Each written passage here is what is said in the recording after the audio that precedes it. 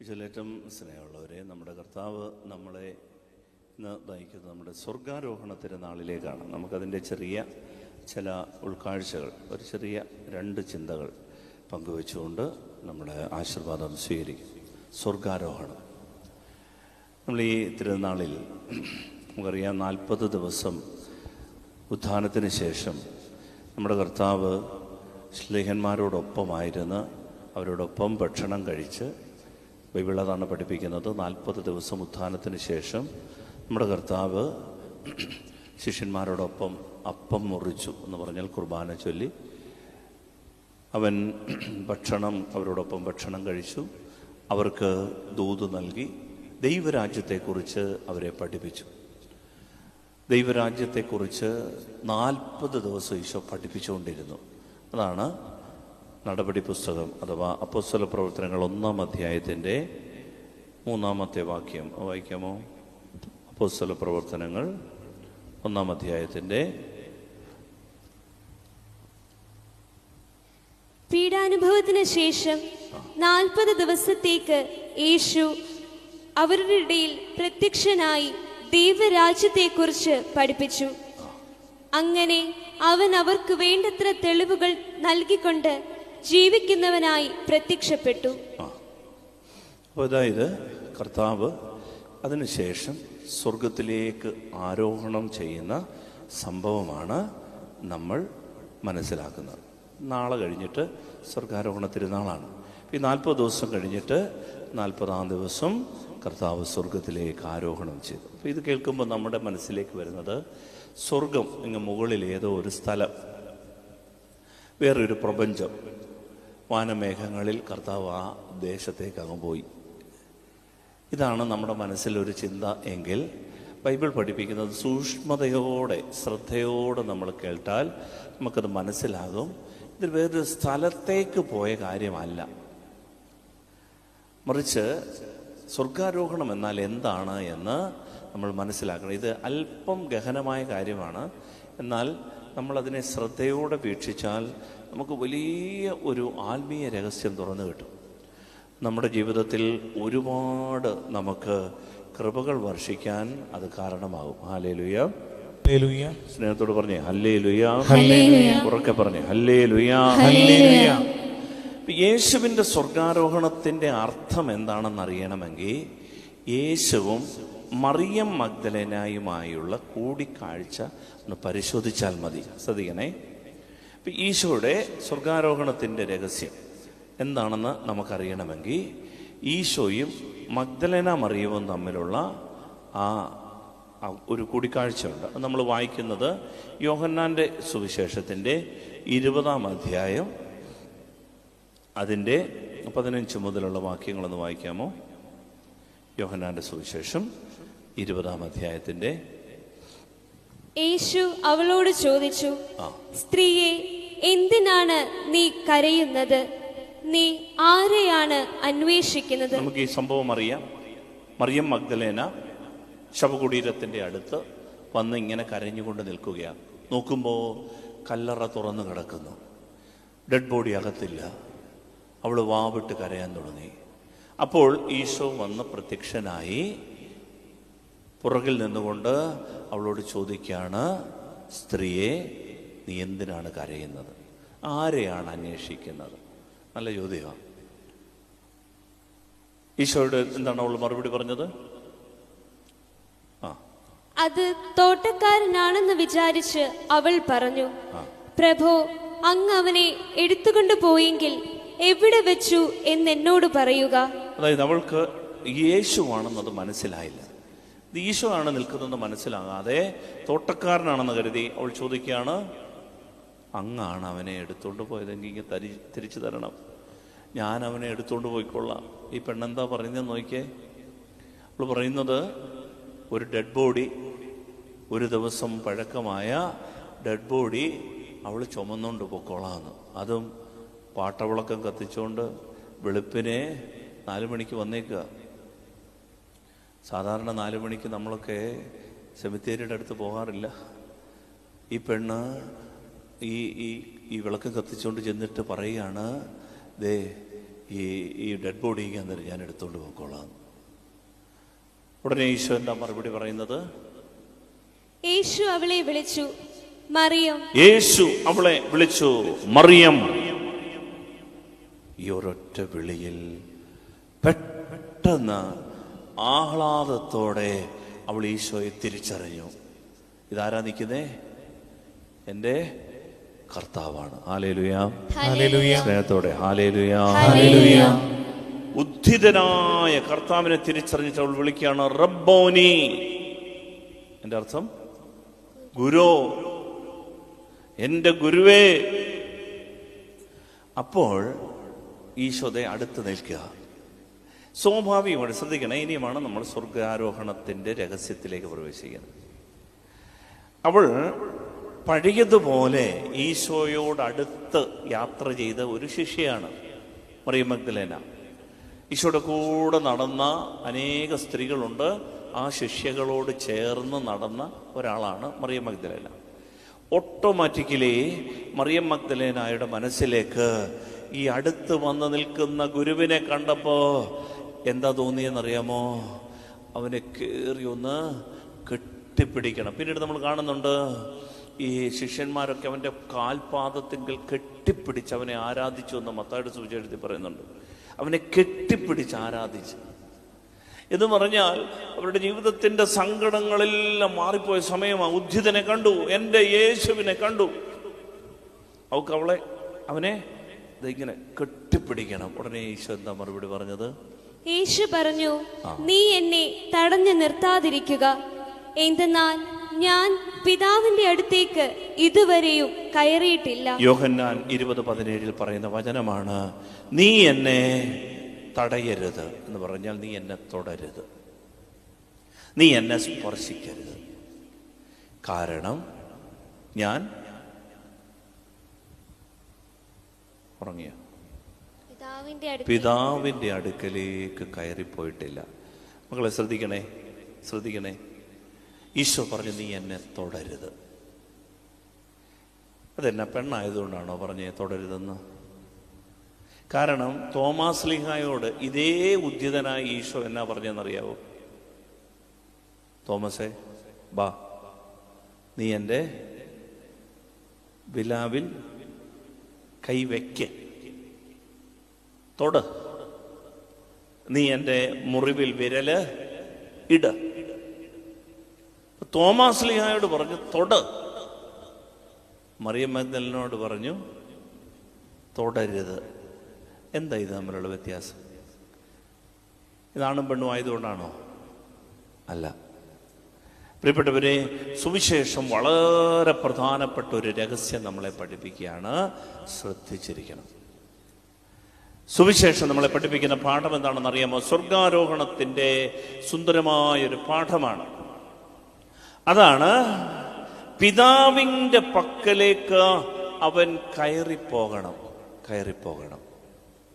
എന്നിട്ട് നീ എന്നെ തൊടണം.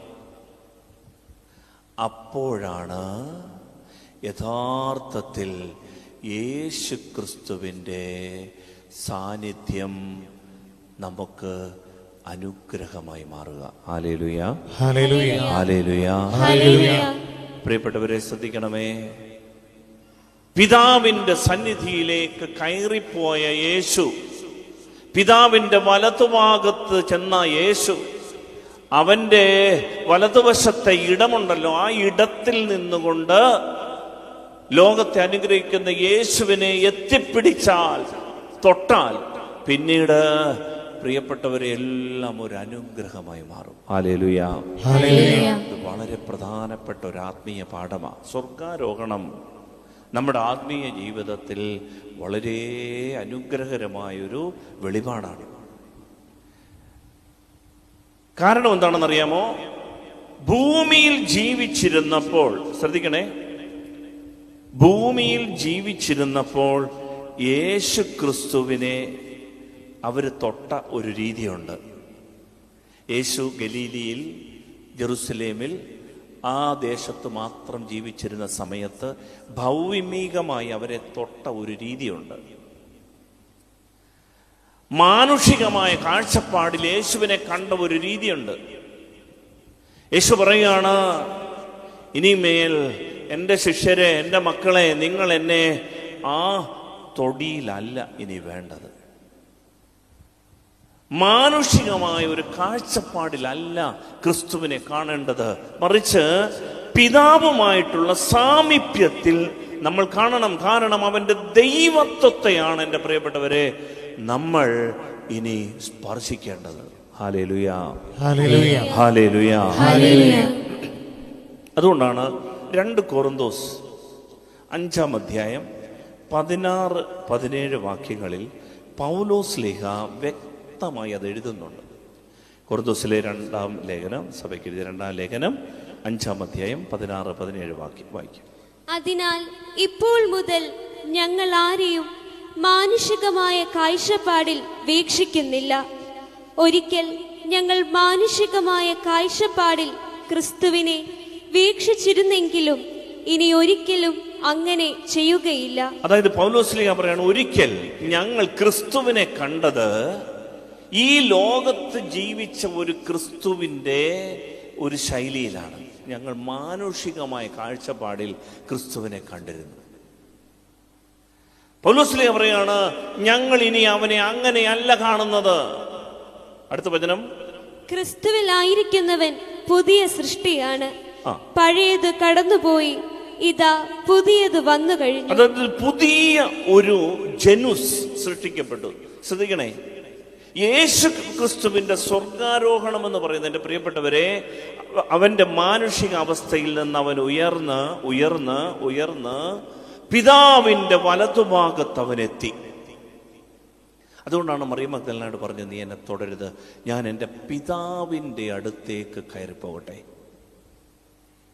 അവിടെ ചെന്നാൽ പിതാവ്, ദൈവത്തിന്റെ ഒരു സ്വഭാവമാണ്, ദൈവം സർവവ്യാപിയാണ്. ശ്രദ്ധിക്കണേ, ദൈവം ആരാണ്? സർവവ്യാപി. എല്ലാ ഭൂമുഖത്ത് മുഴുവനും പ്രപഞ്ചം മുഴുവനും നിറഞ്ഞിരിക്കുന്നവനാണ് ആര്? ദൈവം. യേശുക്രിസ്തു പിതാവിന്റെ വലതുവശത്ത് ചെന്നാൽ, പ്രിയപ്പെട്ടവരെ, പിന്നീട് യേശുക്രിസ്തു ദൈവത്വത്തിന്റെ സാന്നിധ്യം കൊണ്ട് പ്രപഞ്ചം മുഴുവനും നിറഞ്ഞു നിൽക്കും. Hallelujah, hallelujah. ഇതാണ് ക്രൈസ്തവ ജീവിതത്തിന്റെ അടിത്തറ. യേശു ഇന്നും ജീവിക്കുന്നു എന്ന് പറയാൻ കാര്യം ഇതാ. അവൻ നമ്മുടെ കൂടെയുണ്ട് എന്ന് പറയാൻ കാര്യം ഇതാ.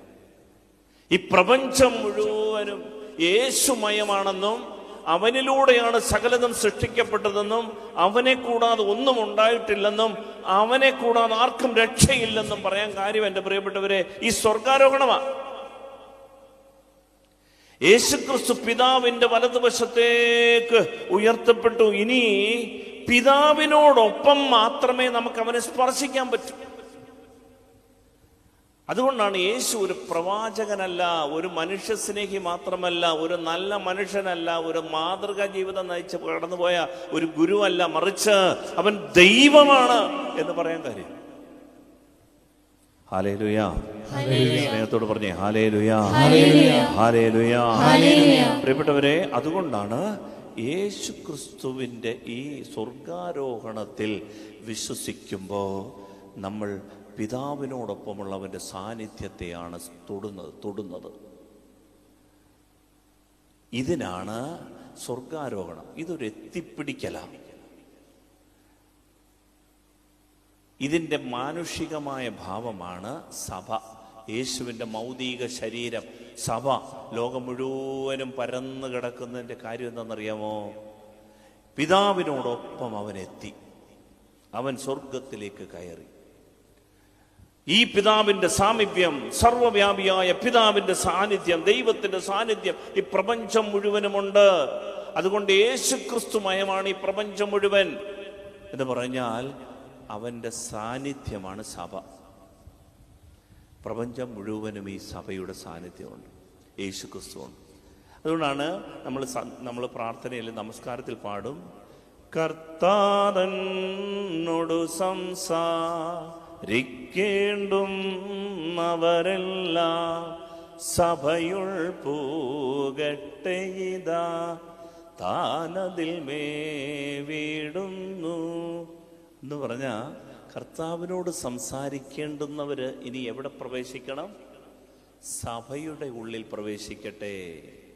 മാനുഷികമായ കാഴ്ചപ്പാടിൽ ചില ആളുകൾ, എൻ്റെ പ്രിയപ്പെട്ടവരെ, ഈശോയെ വ്യക്തിപരമായി സ്നേഹിച്ച് എനിക്ക് പള്ളി വേണ്ട, പ്രാർത്ഥന വേണ്ട, എനിക്ക് കൂട്ടായ്മ വേണ്ട, ഞാൻ എൻ്റെ കർത്താവും മാത്രം, ഇങ്ങനെ കർത്താവിനോടൊരു സ്നേഹബന്ധം പ്രകടിപ്പിച്ചുകൊണ്ട് ജീവിക്കുന്നവരോട് ദൈവത്തിന്റെ വചനം പറയുന്നത് എന്താണെന്ന് അറിയുമോ? എൻ്റെ മക്കളെ, ഇനിയും ദൈവത്തെ നമ്മൾ എത്തിപ്പിടിക്കേണ്ടത്, ക്രിസ്തുവിനെ നമ്മൾ എത്തിപ്പിടിക്കേണ്ടത് പിതാവിനോടൊത്തുള്ള ഈ വാസത്തിലായിരിക്കുന്ന ക്രിസ്തുവിനെയാണ്.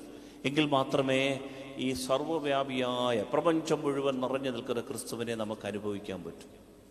അതാണ് സഭ. ഈ സഭയിൽ പ്രവേശിച്ച് അവനോട് സംസാരിക്കാൻ നമ്മൾ പരിശീലിക്കണം. ഇപ്പം സ്വർഗാരോഹണം എന്ന് പറയുന്നത് യേശു ക്രിസ്തുവിൻ്റെ പിതാവുമായിട്ടുള്ള ഐക്യത്തിലും കൂട്ടായ്മയിലുമുള്ള ഒരു പുതിയ സാന്നിധ്യമാണ്.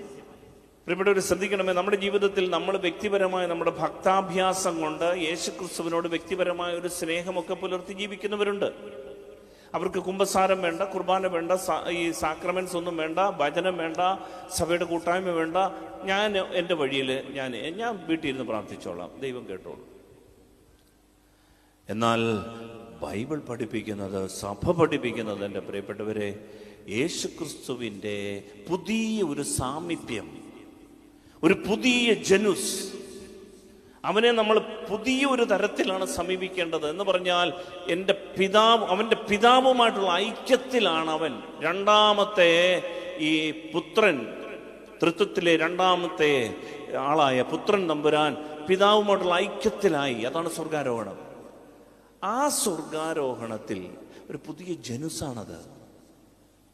മാനുഷികമായ ഒരു കാഴ്ചപ്പാടല്ല, നമ്മുടെ ഇഷ്ടത്തിന്, നമ്മുടെ വിംസ് ആൻഡ് ഫാൻസീസ്, നമ്മുടെ മനസ്സിന് ഇണങ്ങുന്ന രീതിയിൽ നമ്മൾ കണ്ടെത്തുന്ന ഒരു സൃഷ്ടിയല്ലത്, ഒരു ഭക്താഭ്യാസമല്ലത്. ഈ ദിവ്യ സാന്നിധ്യം നമുക്കിത് എത്തിപ്പിടിക്കാൻ പറ്റുമോ? അതാണ് അടുത്ത ചോദ്യം. ഈ ദിവ്യമായ സാന്നിധ്യം കർത്താവ് കയറിപ്പോയി, പോയി. ഇനിയിപ്പോൾ നമുക്കിത് എത്തിപ്പിടിക്കാൻ പറ്റുമോ? നമ്മൾ പാവങ്ങൾ. അത് മനസ്സിലാക്കാൻ വേണ്ടിയിട്ടാണ് നമ്മൾ ലൂക്കായുടെ സുവിശേഷം 24-ാം അധ്യായം 50 മുതൽ 53 വരെയുള്ള വാക്യങ്ങൾ വായിച്ചു കേൾക്കണം. സ്വർഗാരോഹണത്തിന് മറ്റൊരു പാഠമാണ് ലൂക്കായുടെ സുവിശേഷം 24-ാം അധ്യായം 50 മുതൽ 53 വരെ. അവൻ അവരെ ബഥാനിയ വരെ കൂട്ടിക്കൊണ്ടുപോയി കൈകൾ ഉയർത്തി അവരെ അനുഗ്രഹിച്ചു. അനുഗ്രഹിച്ചുകൊണ്ടിരിക്കെ അവൻ അവരിൽ നിന്ന് മറയുകയും സ്വർഗത്തിലേക്ക് സംവഹിക്കപ്പെടുകയും ചെയ്തു. അവർ അവനെ ആരാധിച്ചു. അത്യന്തം ആനന്ദത്തോടെ ജെറുസലേമിലേക്ക് മടങ്ങി. അവർ ദൈവത്തെ സ്തുതിച്ചുകൊണ്ട് സദാസമയവും ദേവാലയത്തിൽ കഴിഞ്ഞുകൂടി. ഹല്ലേലൂയ, ഹല്ലേലൂയ, ഹല്ലേലൂയ, ഹല്ലേലൂയ. പ്രിയപ്പെട്ടവരെ, ആദിമ സഭയ്ക്ക്, സ്ലീഹന്മാർക്ക് ഈ സ്വർഗാരോഹണം കൈയെത്തിപ്പിടിക്കാവുന്ന ഒരവസ്ഥയാണെന്ന് അറിയാമായിരുന്നു. സാധാരണഗതിയിൽ യേശു ഒന്ന് വായിച്ചു നിൽക്കട്ടെ. അവൻ അവരെ ബഥാനിയ വരെ കൂട്ടിക്കൊണ്ടുപോയി കൈകൾ ഉയർത്തി അവരെ അനുഗ്രഹിച്ചു.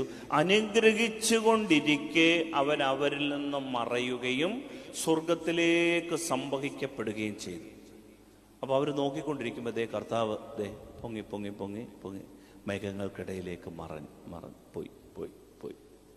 സ്വാഭാവികമായിട്ടും ഈ വേർപാട് ഈ ശിഷ്യന്മാരിൽ എന്ത് സൃഷ്ടിക്കേണ്ടതാണ്? ഒരു വേർപാട് എപ്പോഴും എന്തുണ്ടാക്കും? എയർപോർട്ടിൽ ഭർത്താവിനെ കൊണ്ടുവിട്ടിട്ട് ഭാര്യ ഇങ്ങനെ ഇരിക്കുമ്പോൾ ഫ്ലൈറ്റ് പൊങ്ങി പൊങ്ങി പോയി, മനസ്സിൽ എന്നാ ഉണ്ടാവും? സന്തോഷം.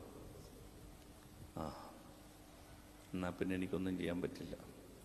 വേർപാട് എപ്പോഴും എന്തുണ്ടാക്കും? സങ്കടം ഉണ്ടാക്കും, ദുഃഖം ഉണ്ടാക്കും. ഇവിടെ കർത്താവ് ഇങ്ങനെ ഫ്ലൈറ്റ് പൊങ്ങി പൊങ്ങി പൊങ്ങി പോകുന്ന കണക്ക് കർത്താവ് ഒലിവുമലയിൽ ഇങ്ങനെ പൊങ്ങി പൊങ്ങി പോകുന്നത്. അവരുടെ കണ്ണിൽ നിന്ന് കർത്താവ് മറഞ്ഞു.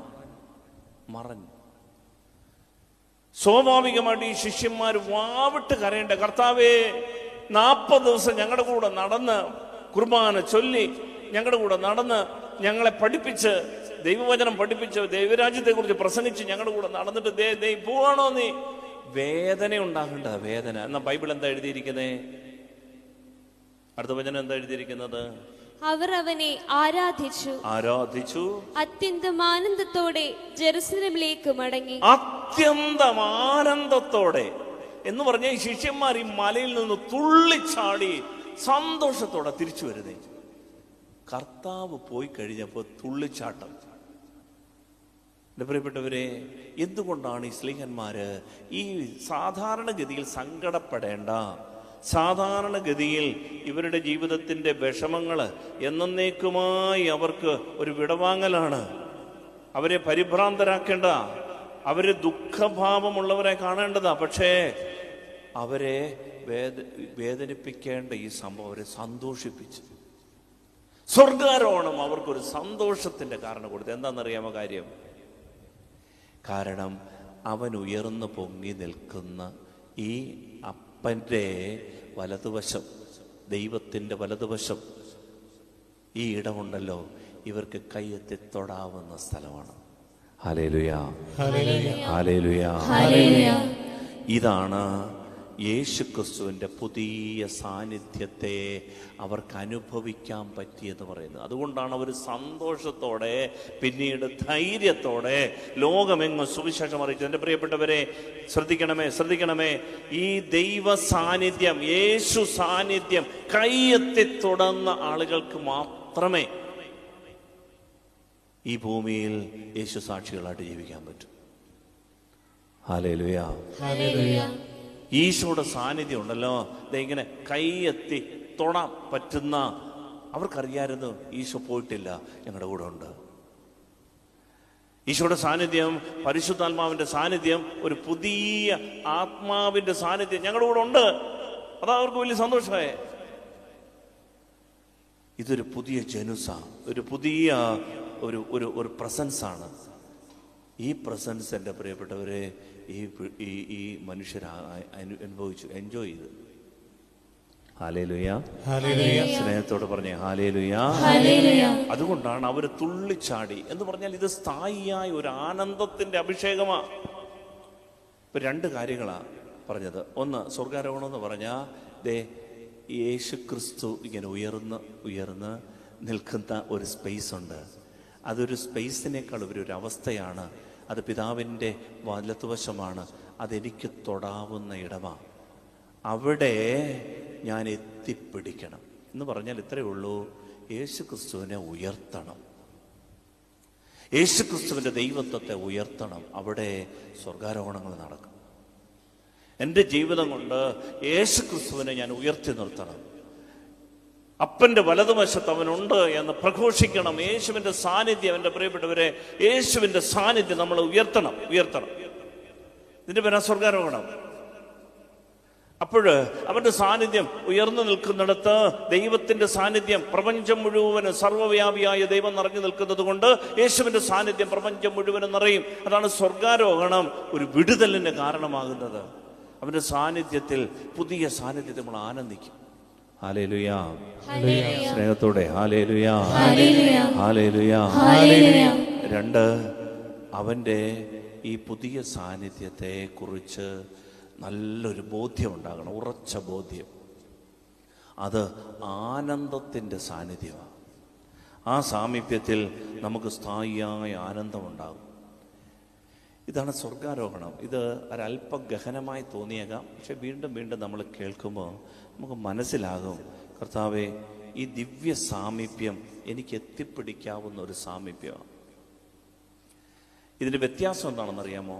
നമ്മുടെ ജീവിതത്തിൽ നമ്മൾ യേശുക്രിസ്തുവിനെ ഉദ്ദിഷ്ട കാര്യസിദ്ധിക്ക് വേണ്ടി നമ്മൾ ഇങ്ങനെ സൃഷ്ടിച്ചു വെച്ചിട്ടുണ്ട്. നമ്മുടെ കാര്യം നടത്തി തരുന്ന മാനുഷികമായ രീതിയിൽ. കർത്താവെ, ചിലർ പ്രാർത്ഥിക്കുന്നത് കേട്ടിട്ടുണ്ട്, എന്തിനാ കർത്താവെ എന്നെ ഇട്ട് ഇങ്ങനെ കഷ്ടപ്പെടുത്തുന്നേ? നിനക്ക് കണ്ണി ചോരയില്ലയോ? ഒരു ദൈവം എന്തിനാ എന്നോട് ഇങ്ങനെയൊക്കെ ചെയ്യുന്നത്? എൻ്റെ വീട്ടിൽ എന്തിനുണ്ടോ ഇങ്ങനെയൊക്കെ സംഭവിക്കുന്നത്? ഇങ്ങനെ മാനുഷികമായ രീതിയിൽ ദൈവത്തോട് തർക്കിച്ചും കലഹിച്ചും വഴക്കുണ്ടാക്കിയൊക്കെ ജീവിക്കുന്ന ആളുകളുണ്ട്. മാനുഷികമായ രീതിയിൽ ഈശോയെ കണ്ട് നമ്മുടെ മനുഷ്യൻ്റെ എല്ലാ കാര്യങ്ങളും നടന്നു കിട്ടാനുള്ള ഒരു ഉപകരണമായിട്ട് കർത്താവിനെ കണ്ട് ജീവിക്കുന്നുണ്ട്. പ്രിയപ്പെട്ടവരെ, അതല്ല സ്വർഗാരോഹണം നമ്മളെ പഠിപ്പിക്കുന്നത്. സ്വർഗാരോഹണം നമ്മളെ പഠിപ്പിക്കുന്നത് നമ്മൾ പിതാവിൻ്റെ വലതുവശത്തേക്ക് ഉയർത്തപ്പെട്ട ഒരു ദൈവം, ഇനിമേൽ ഞങ്ങൾ മാനുഷികമായ രീതിയിലല്ല ക്രിസ്തുവിനെ കാണുന്നത്, മറിച്ച് പിതാവിൻ്റെ സ്ഥാനത്ത് ഇരിക്കുന്ന പുത്രൻ. അതിന്റെ പ്രത്യേകത എന്താണെന്നറിയാമോ? അതുപോലെ പിതാവ് ദൈവം സർവ്വവ്യാപിയായതുകൊണ്ട് യേശു ക്രിസ്തുവിന്റെ സാന്നിധ്യം പ്രപഞ്ചം മുഴുവനും നിറയും. നമ്മുടെ ജീവിതത്തിൽ നിരന്തരം ഈ ദൈവത്വത്തെ നമ്മൾ പ്രഘോഷിക്കാൻ തുടങ്ങും. യേശു ക്രിസ്തുവിന്റെ the divinity of God, the divinity of Jesus Christ. അതാണ് ഡെലിവറൻസ് തരുന്നത്. യേശു ക്രിസ്തുവിന്റെ ദൈവത്വം, അവനാണ് നമുക്ക് വിടുതൽ തരുന്നത്, വിമോചനം തരുന്നത്. അവന്റെ സാന്നിധ്യമാണ് നമ്മളെ വിജയത്തിലെത്തിക്കുന്നത്. അതാണ് സ്വർഗാരോഹണം നമുക്ക് സന്തോഷത്തിന് കാരണമാകും. അതുകൊണ്ടാണ് ഈ ശിഷ്യന്മാർ സന്തോഷിച്ച് തുള്ളിച്ചാടി യേശു സ്വർഗത്തിലേക്ക് പോയപ്പോൾ അവർ വിശ്വസിച്ചു അവൻ പോയതുപോലെ തിരിച്ചു വരും. അവൻ പോയതുപോലെ തിരിച്ചു വരും. അതുകൊണ്ടാണ് യേശു ക്രിസ്തു പറഞ്ഞു, ഞാൻ പോകുന്നത് നല്ലതാണ്, ഞാൻ പോയി കഴിയുമ്പോൾ സഹായകൻ നിങ്ങളുടെ അടുത്തേക്ക് വരും. പിന്നീട് അവർ പരിശുദ്ധാത്മ യുഗത്തിലാണ്. പരിശുദ്ധാത്മാവ് അവരെ അങ്ങോട്ട് നയിക്കുക. യേശുവിന്റെ സാന്നിധ്യമായി എല്ലായിടത്തും പരിശുദ്ധാത്മാവ് അവരെ യേശുവിന്റെ നാമത്തിൽ വലിയ അത്ഭുതങ്ങളും അടയാളങ്ങളും ചെയ്യിപ്പിച്ചു. യേശുവിന്റെ സാന്നിധ്യത്തിൽ പരിശുദ്ധാത്മാവ് അവർക്ക് വലിയ മാനസാന്തരങ്ങൾ സൃഷ്ടിച്ചു. അവർക്ക് വലിയ വിജയം ഉണ്ടായി. ഹല്ലേലൂയ, ഹല്ലേലൂയ, ഹല്ലേലൂയ. അതുകൊണ്ടാണ് ഈ ദിവ്യ സാമീപ്യമാണ് സ്വർഗാരോഹണം നമ്മളെ നയിക്കുന്നത്. അതുകൊണ്ട് അവൻ വിട വാങ്ങിയതിൽ അവർ സന്തോഷിച്ചതിന് കാരണം അവൻ പോയത് കൊണ്ട് പുതിയ ഒരു ജനുസ്, പുതിയൊരു ലൈഫ്, പുതിയൊരു സാന്നിധ്യം, ദൈവത്തിൻ്റെ സാമീപ്യം അവരനുഭവിക്കാൻ തുടങ്ങി. അതുകൊണ്ട് ഈ തിരുനാളൊക്കെ നമുക്ക് വളരെ അർത്ഥപൂർണമാണ് എൻ്റെ പ്രിയപ്പെട്ടവരെ. നമ്മൾ കുറെ കൂടി ദൈവീകമായ കാഴ്ചപ്പാടിൽ ക്രിസ്തുവിനെ കാണാൻ തുടങ്ങി. ഈ കാലഘട്ടത്തിൽ ആളുകൾ ക്രിസ്തുവിനെ എല്ലാ മതങ്ങളിലെയും ഒരാളായിട്ട് കാണുന്ന, അതിനകത്തൊന്നും കാര്യമൊന്നുമില്ല, വെറുതെ അർത്ഥശൂന്യമാണ്, അവൻ വിശ്വസിച്ചിട്ടൊന്നും അർത്ഥമില്ല, ഒരു സാധാരണ ഗുരുവാണ് അവൻ, ഒരു മനുഷ്യൻ, ഒരു നല്ല പ്രവാചകൻ എന്നൊക്കെ കരുതുന്ന ഇടത്ത് ഈ സ്വർഗാരോഹണ തിരുനാൾ എൻ്റെ പ്രിയപ്പെട്ടവരെ നമ്മളെ ഒരു പുതിയ സാമീപ്യത്തെ എത്തിപ്പിടിക്കാൻ ദൈവം നമ്മളെ ക്ഷണിക്കുകയാണ്, തിരുസഭ നമ്മളെ ക്ഷണിക്കുകയാണ് ഈ സാമീപ്യത്തെ തൊടാൻ. അതുകൊണ്ടാണ് ഒരു വചനം കൂടെ കണ്ടുകൊണ്ട് നിർത്തുകയാണ്. നമ്മൾ കൊളോസ്യർക്ക് എഴുതിയ ലേഖനം 3-ാം അധ്യായം 1 മുതൽ 3 വരെയുള്ള വാക്യങ്ങൾ വായിക്കും. അതായത് നമ്മൾ യഥാർത്ഥത്തിൽ ഈ ഉയർത്തപ്പെട്ട ക്രിസ്തുവിൻ്റെ അവസ്ഥയിലേക്ക് ഉയർത്തപ്പെട്ടവരാണെന്നാണ് ബൈബിൾ നമ്മളെ പഠിപ്പിക്കുന്നത്. നമ്മൾ ഈ മാനുഷികമായ ലോകത്തിൽ ജീവിക്കേണ്ടവരല്ല, മറിച്ച് നമ്മൾ ഉയർന്ന ഒരു തലത്തിൽ ആത്മീയതയിൽ നമ്മൾ ഡിവിനിറ്റി, ദൈവത്വത്തിൽ നമ്മൾ തൊട്ട് നിൽക്കുന്നവരാണെന്നാണ് ബൈബിൾ നമ്മളെ പഠിപ്പിക്കുന്നത്. ഒന്ന് വായിക്കാമോ? കൊളോസ്യർ 3:1 മുതൽ 3 വരെ. ക്രിസ്തുവിനോടൊപ്പം നിങ്ങൾ ഉയർപ്പിക്കപ്പെട്ടെങ്കിൽ ദൈവത്തിന്റെ വലത്തുഭാഗത്ത് ഉപവിഷ്ടനായിരിക്കുന്ന ക്രിസ്തു വസിക്കുന്ന ഉന്നതത്തിലുള്ളവയെ അന്വേഷിക്കുക. നമ്മൾ ഉയർപ്പിക്കപ്പെട്ടവരാണെങ്കിൽ, ശ്രദ്ധിക്കണേ, നമ്മൾ ഉയർപ്പിക്കപ്പെട്ടവരാണെങ്കിൽ എന്ന് പറഞ്ഞാൽ മാമോദീസ മുങ്ങിയവരാണെങ്കിൽ, നമ്മൾ ഈ വെള്ളത്തിൽ മുക്കിയിട്ട് ഈ കുഞ്ഞിനെ പൊക്കിയെടുക്കും എന്ന് പറഞ്ഞാൽ ഈ അവസ്ഥയിൽ നിന്ന് കുഞ്ഞിനെ ഇങ്ങനെ പുതിയൊരു ജനനത്തിലേക്ക് ഉയർത്തി. അമ്മയുടെ ഉദരം കണക്കെയാണ് മാമോദീസ തൊട്ടി. അതിനകത്ത് ചൂടുവെള്ളവും പച്ചവെള്ളവും ചേർന്ന ഒരു വെള്ളം. ആ അമ്മയുടെ ഗർഭപാത്രത്തിൽ കുഞ്ഞ് സുരക്ഷിതനായിട്ട് ആ വെള്ളത്തിൽ കിടക്കുന്ന കണക്കെ ഈ കുഞ്ഞ്, അതിൽ നിന്ന് ഈ കുഞ്ഞിനെ പുതിയൊരു ജനനത്തിലേക്ക് ഉയർത്തി. നമ്മൾ ഉയർപ്പിക്കപ്പെട്ടവരാണെങ്കിൽ പൗലോസ്ലീഹ പറയാണ് അടുത്തത്, ദൈവത്തിന്റെ വലത്തുഭാഗത്ത് ഉപവിഷ്ടനായിരിക്കുന്ന ക്രിസ്തു വസിക്കുന്ന ഉന്നതത്തിലുള്ളവയെ അന്വേഷിക്കുക. അതായത് പിന്നീട് നമ്മൾ തൊട്ട് നിൽക്കേണ്ടത് ഈ ഉന്നതത്തിലുള്ള അവസ്ഥകളെയാണ്. Hallelujah, hallelujah. പിന്നീട് നമ്മൾ എപ്പോഴും ഉണ്ടല്ലോ ഈ ഈ ഈ ഈ ഈ താഴെയുള്ള അവസ്ഥകളെ അന്വേഷിച്ച് പോരും. പണ്ടൊരു ആട്ടിൻകുട്ടിയും പന്നിക്കുട്ടിയും കൂടെ ഇങ്ങനെ നടക്കാൻ പോയി. നല്ല മഴ പെയ്യുന്ന സമയം. പോയപ്പോഴ് ഒരു വരമ്പത്തൂടാണ് പോയത്. താഴെ ഒരു കുഴി. ആട്ടിൻകുട്ടി പോയി പോയി പോയി പോയി തെന്നി അടിച്ച് ഈ കുഴിക്കകത്ത് വീണ്. ആട്ടിൻകുട്ടി അന്നേരം തൊട്ട് എന്ന് കരയാൻ തുടങ്ങി. എന്താ കാര്യം? ആട്ടിൻകുട്ടിക്ക് ഈ കുഴിയിൽ നിന്ന് എങ്ങനെയും രക്ഷപ്പെട്ടേ പറ്റൂ. ഉടനെ വീട്ടിൽ കുടുംബസംസം വന്നു. ഓടി നോക്കിയപ്പോൾ ആടിൻ്റെ കരച്ചിൽ കേട്ടു. കഷ്ടപ്പെട്ട് അതിനകത്ത് ഇറങ്ങി അതിനെ കോരിയെടുത്തോണ്ട് രക്ഷപ്പെട്ടു. ആട്ടിൻകുട്ടിക്ക് ഭയങ്കര സന്തോഷമായി. എന്നാൽ അതിൻ്റെ പുറകെ ആര് വന്നു? പന്നിക്കുട്ടി വന്നു. പന്നിക്കുട്ടി നടന്ന് അന്ന നടത്തി തെന്നിയടിച്ച് അതിനകത്ത് വീണ്. പന്നിക്കുട്ടി ചെന്ന് വീണ് കഴിഞ്ഞപ്പോഴാണ് കൊള്ളാമല്ലോടാ. ഏത് ഈ ചെളിയെ? പന്നിക്കുട്ടിക്ക് ഹാപ്പിയായി. എന്താ കാര്യം? പന്നിക്കുട്ടി നിലവിളിയില്ല, കരച്ചിലുമില്ല, അതിനകത്ത് കിടന്ന് വരവുക. ഇതാണ് നമ്മുടെ ഉള്ളിൻ്റെ ഉള്ളിൽ നമ്മൾ എവിടെ തൊട്ടു നിൽക്കുന്നു എന്നതിനെ ആശ്രയിച്ചിരിക്കും. നമ്മൾ ഉന്നതത്തിലുള്ളവയെ തൊട്ടു നിന്നാലുണ്ടല്ലോ, എൻ്റെ പ്രിയപ്പെട്ടവരെ, പാപത്തിലൊന്ന് വീണാലുണ്ടല്ലോ പെട്ടെന്ന് പോയി കുമ്പസാരിക്കും. ആട്ടിക്കുട്ടിയുടെ അവസ്ഥയാ. കരഞ്ഞ് വിളിച്ച് നിലവിളിച്ച് എങ്ങനെയും പോയി കുമ്പസാരിച്ച് കൃപയെ നിൽക്കും. എന്നാൽ പന്നിക്കുട്ടിയുടെ ഉന്നതത്തിലുള്ളവയെ തൊട്ടു നിൽക്കാൻ കഴിവില്ലാത്ത ആളുകളുണ്ട്. പന്നിക്കുട്ടിയുടെ അവസ്ഥ പാപത്തിൽ വീണ് കഴിഞ്ഞാൽ വർഷങ്ങൾ കഴിഞ്ഞാലും കുമ്പസാരിക്കുകയല്ല, അതിനകത്ത് കിടന്ന് ഇങ്ങനെ വരവുന്ന ഒരു സുഖമാണ്, ഒരു സംഭവം. എന്നാ ടേസ്റ്റാണ്. അതുകൊണ്ടാണ് പൗലോസ് പറയുന്നത്, എൻ്റെ പ്രിയപ്പെട്ടവരെ, നമ്മൾ യേശുക്രിസ്തുവിനോടൊപ്പം ഉയർപ്പിക്കപ്പെട്ടവരാണെങ്കിൽ ഉന്നതത്തിലുള്ളവയെ അന്വേഷിക്കുവേൻ. എന്നിട്ട് അടുത്ത വചനം, ഭൂമിയിലുള്ള വസ്തുക്കളിലല്ല പ്രത്യുത ഉന്നതത്തിലുള്ളവയിൽ ശ്രദ്ധിക്കുവിൻ. എന്തെന്നാൽ നിങ്ങൾ മൃതരായിരിക്കുന്നു, നിങ്ങളുടെ ജീവൻ ക്രിസ്തുവിനോടൊപ്പം ദൈവത്തിൽ നിഗൂഢമായി സ്ഥിതി ചെയ്യുന്നു. നിങ്ങളുടെ ജീവൻ ക്രിസ്തുവിനോടൊപ്പം ദൈവത്തിൽ നിഗൂഢമായി സ്ഥിതി ചെയ്യുന്നു. ഈ വചനം മറക്കരുത് എൻ്റെ പ്രിയപ്പെട്ടവരെ. ഇതാണ് നമ്മുടെ വിളി. ക്രൈസ്തവ ജീവിതത്തിന്റെ സത്ത എന്ന് പറയുന്നത് ഇതാണ്. ആ വചനം നമുക്ക് നേരിട്ട് പറയാം. നിങ്ങളുടെ ജീവൻ ക്രിസ്തുവിനോടൊപ്പം ദൈവത്തിൽ നിഗൂഢമായി സ്ഥിതി ചെയ്യുന്നു. നിങ്ങളുടെ ജീവൻ ക്രിസ്തുവിനോടൊപ്പം ദൈവത്തിൽ നിഗൂഢമായി സ്ഥിതി ചെയ്യുന്നു. മറക്കരുത് ഇത്. പ്രിയപ്പെട്ടവരെ, നമ്മൾ യേശുക്രിസ്തു ഉയർന്ന ആ രണ്ടാമത്തെ ആ വലതുവശത്തുമുണ്ടല്ലോ, ദൈവത്തിൻ്റെ വലതുഭാഗം, അവിടേക്ക് ഉയർത്തപ്പെട്ടവരാണ്. നമ്മുടെ ജീവൻ ക്രിസ്തുവിനോടൊപ്പം ദൈവത്തിൻ്റെ ജീവനിൽ നിഗൂഢമായി സ്ഥിതി ചെയ്യുന്നതാണ്. നമ്മൾ താഴെ കഴിയേണ്ടവരല്ല, ഉയർന്ന കാര്യങ്ങൾ എത്തിപ്പിടിച്ച് ജീവിക്കേണ്ടവരാ. അതാണ് സ്വർഗാരോഹണം. ആ ജീവനാണ് പ്രിയപ്പെട്ടവരെ ലോകത്തെ മോചിപ്പിക്കുന്നത്, തലമുറയെ മോചിപ്പിക്കുന്നത്, സമൂഹത്തെ വിമോചിപ്പിക്കുന്നത്. അതാണ് ദൈവത്തിൽ നിന്നുള്ള ദൈവിക ജ്ഞാനം. അതിന് മാത്രമേ ഡെലിവറൻസ് വരാൻ പറ്റൂ. ഇല്ലെങ്കിൽ നമുക്കൊരു മോട്ടിവേഷനായിട്ട് തോന്നിയേക്കാം ചിലതൊക്കെ, പക്ഷെ ഒരിക്കലും വിടുതൽ തരുകയില്ല. ശാശ്വതമായ വിടുതൽ ഈ ദൈവിക ജീവനാണ് നമുക്ക് തരുന്നത്.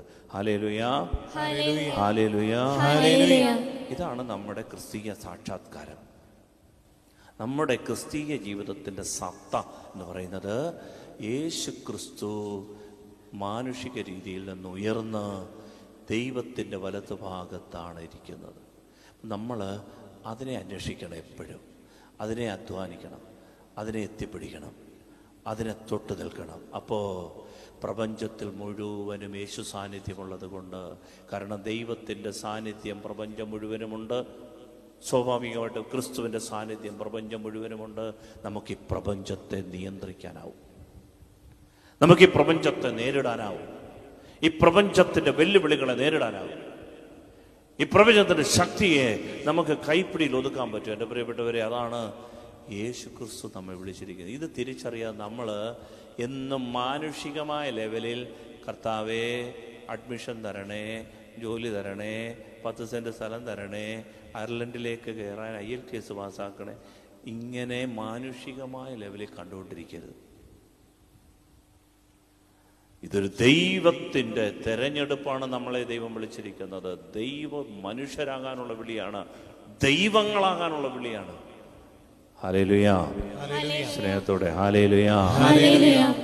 ഈ ഒരു സത്യം നമ്മൾ തിരിച്ചറിഞ്ഞുകൊണ്ട് നമ്മൾ ആരാധന പൂർത്തിയാക്കുകയാണ്.